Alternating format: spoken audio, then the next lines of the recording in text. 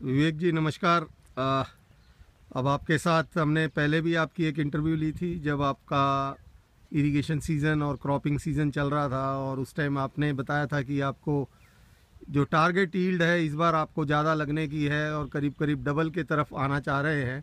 तो मैं आपसे ये पूछना चाहूँगा, जो अभी आपने ये सीज़न के अंदर sprinkler system, mini sprinkler system लगाया आलूओं के लिए, तो उसके पास आपको उससे कितना इंक्रीज़ इन यील्ड मिल के आया है? जो एवरेज इंक्रीज़ इन यील्ड आपको आलू के अंदर मिली पिछले साल और इस साल में, क्या फ़र्क आया है? सबसे पहले नमस्कार और आप सब लोगों का यहाँ पे मैं स्वागत करता हूँ। इस फार्म पे मुझे जो पिछले साल की हमारी एवरेज यील्ड थी 3 टन पर एकड़, और इस बार जो हमारा टारगेट था 5 टन का मेरा टारगेट था, और ऊपर मैं टारगेट से ऊपर ही 7.5 के पास एवरेज आएगा मेरा 7.5 टन पर एकड़। 7.5 टन पर एकड़, तो ऑलमोस्ट करीब करीब आपकी डबल यील्ड हो गई है। हाँ जी, टारगेट से भी मेरा ऊपर जा रहा है। टारगेट यील्ड से भी ज़्यादा। हाँ तो उसमें आप इंक्रीज़ इन यील्ड के अंदर मिनी स्प्रिंकलर का और उससे जो फोलियर एप्लीकेशन और जो हमारी फर्टिगेशन खाद डालते हैं उसका क्या रोल आप समझते हैं कि उसकी इंक्रीज़ के अंदर उसका क्या रोल रहा होगा? उसका कितना परसेंटेज आप प्रतिशत समझते हैं कि उसका योगदान इस बढ़ोतरी के अंदर होगा? इसमें 40% होता है हमारा डेट ऑफ प्लांटिंग। अगर हमारी डेट ऑफ प्लांटिंग है तो 40% काम हो जाता है। उसके बाद हमारा 60% होता है फर्टिगेशन और इरिगेशन। अपनी जो कल्चर प्रैक्टिसेस है वो हमारी, अगर फर्टिगेशन हम अच्छे से और टाइम पे कर रहे और इरिगेशन हमारी अच्छी हो रही तो हम उसको 60% देते हैं। 60%। तो आप ये मानेंगे कि जो ये आपकी इंक्रीज इन यील्ड आई तो इसमें करीब करीब 60% योगदान इरिगेशन और फर्टिगेशन का रहा। हाँ जी, हाँ जी। और आपने अधिकतर जो खादें हैं वो फोलियर एप्लीकेशन के द्वारा इसके through the, mini sprinkler system total हम फर्टिगेशन से ही देते हैं। टोटल फर्टिगेशन से दी।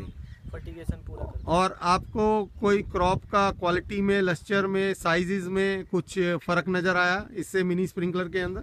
हाँ, इससे क्या होता है, फर्टिगेशन अगर हम वेंचुरी से देते हैं तो हमें नंबर ऑफ ट्यूबर जितने भी हैं, 5 ट्यूबर अगर एक पेड़ के नीचे है तो ज़्यादातर एक जैसे होंगे, एक साइज के होंगे। ऐसा नहीं होगा कि भाई कोई बहुत ज़्यादा छोटा रह गया और किसी ने साइज ज़्यादा ले लिया। तो यूनिफॉर्म साइज और कलर का भी कुछ लस्चर, चमक उसकी अगर हम, वो तो हम टेबल क्रॉप में देखते हैं, पर इसमें भी आपको चमक के, आलू की जो चमक है उसमें कुछ फ़र्क नज़र आता है मिनी स्प्रिंकलर के अंदर और फ्लड इरिगेशन में?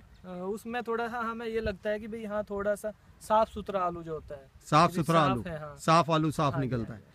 अगर हम इस चीज़ की तरफ देखें कि आपने जो इस चीज़ में जो प्रॉब्लम्स देखी हों कि भाई मिनी स्प्रिंकलर सिस्टम भी है तो मिनी स्प्रिंकलर सिस्टम को चलाने के लिए आपको लेबर की ज़रूरत पड़ती है, बिजली रात में आती है, दिन में आती है। तो अगर आपको कोई ऑटोमेशन का सॉल्यूशन दिया जाए कि ये जो सिस्टम का चलाना है उसको अगर हम ऑटोमेटिकली वॉल्व्स को कंट्रोल कर लें तो उससे भी कुछ और सुधार सोचते हैं कि क्रॉप के ऊपर और सुधार मिल सकता है? उससे हमारे लिए सबसे, अगर हम यहाँ पे कोई ऑटोमेटिक सिस्टम ऐसा लगाते हैं तो उससे बेटर हमारे लिए कोई ऑप्शन नहीं हो सकता, क्योंकि हमें लेबर की बड़ी प्रॉब्लम रहती है और रात में हम ज़्यादा इरिगेशन करते हैं, दिन में हम फर्टिगेशन करते हैं। तो अगर ऐसा कुछ हो तो वो हमारे लिए बेटर ऑप्शन है सबसे। वो आपकी बेटर ऑप्शन है। सिंह साहब, आपको जैसे कि विवेक जी ने बताया कि हमारे पास जो क्रॉप इंक्रीज इन यील्ड इतने परसेंटेज बढ़ा है, तो उसके मद्देनज़र हमारा यही है कि अगर हम ऑटोमेशन सिस्टम की जो हमारे कंपनियां डिज़ाइन कर रही हैं इनके साथ मिलकर एक कोई पायलट प्रोजेक्ट किया जाए और इनको उनके भी रिज़ल्ट दिखाए जाएं, ताकि जो अगली क्रॉप है, आने वाला जो क्रॉप है उसमें ये उसको अपना सकें। तो उसके ऊपर आपकी क्या राय है? मेरे ख्याल में तो इसको एक्सपेरिमेंट के तौर पर कर लेना चाहिए। पहले सबसे पहले क्रॉप जब सीजन आएगा उससे पहले ही कर लेनी चाहिए, ताकि उसमें इनको हैंडलिंग कैसे करनी है, कैसे ये चला पाएंगे उसको, उसकी नॉलेज हो जाए। ओके, थैंक यू, धन्यवाद।